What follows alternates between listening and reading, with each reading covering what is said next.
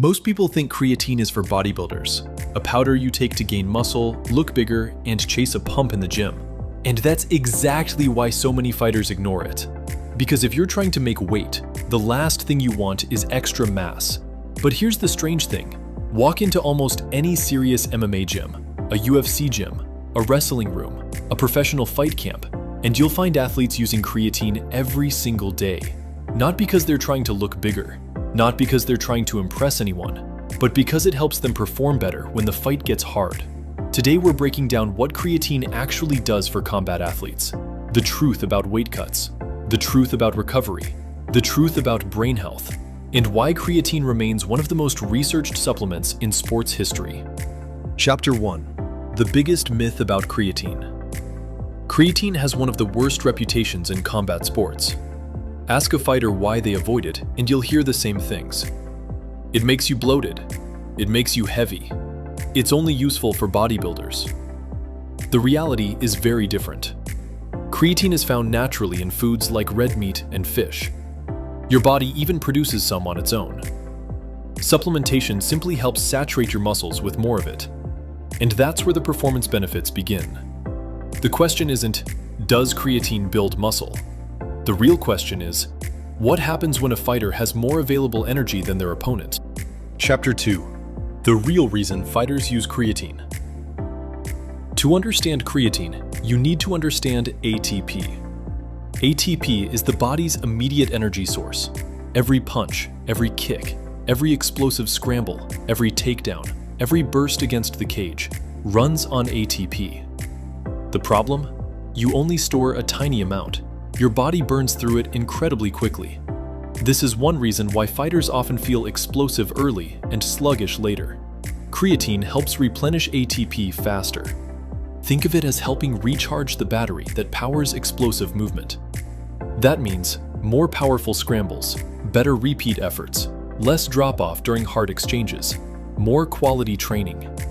And that's important, because elite fighters don't just care about fight night. They care about hundreds of training sessions throughout the year. A fighter who can perform better in training usually becomes a better fighter. Chapter 3. The hidden benefit. Training quality. This is where many people misunderstand creatine. The biggest advantage may not happen inside the cage. It happens during camp.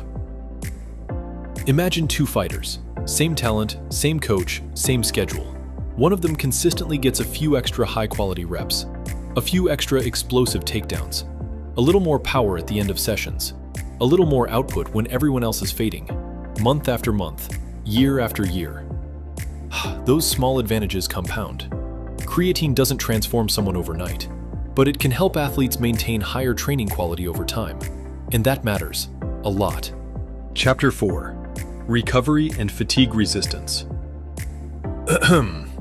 Fight camp isn't one workout, it's dozens. Striking, wrestling, sparring, strength training, conditioning.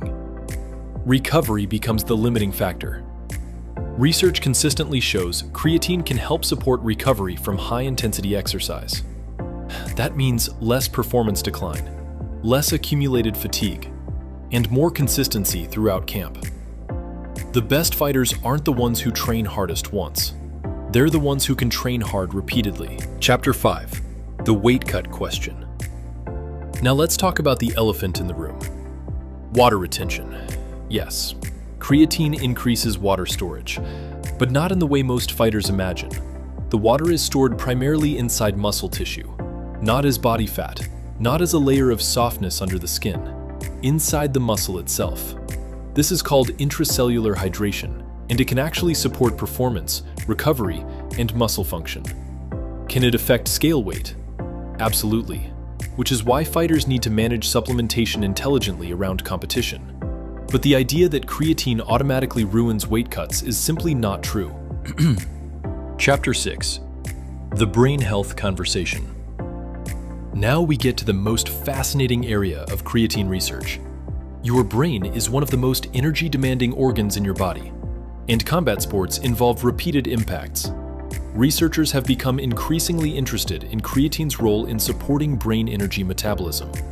Some studies suggest creatine may help support cognitive function during periods of stress, fatigue, and sleep deprivation.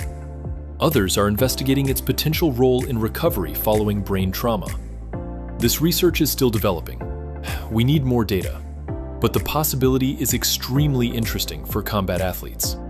Because protecting performance is one thing, protecting long-term health is another. Chapter 7. So should fighters take it? Here's the reality. Creatine won't fix bad conditioning. It won't replace hard work. It won't magically turn you into a champion. But very few supplements have accumulated this much evidence over this many years. It can support explosive performance, strength, power, training quality, recovery, repeated efforts, and potentially brain health. For a supplement that costs less than most pre-workouts, that's a remarkable return. That's why elite fighters continue to use it, not because they're trying to look bigger, but because they're trying to perform better. And in combat sports, small advantages add up. If you enjoyed this breakdown, subscribe. This channel is dedicated to helping fighters understand the science behind conditioning, recovery, performance, and longevity. Also, if you want faster kicks without using your legs, check out my previous video. See you there.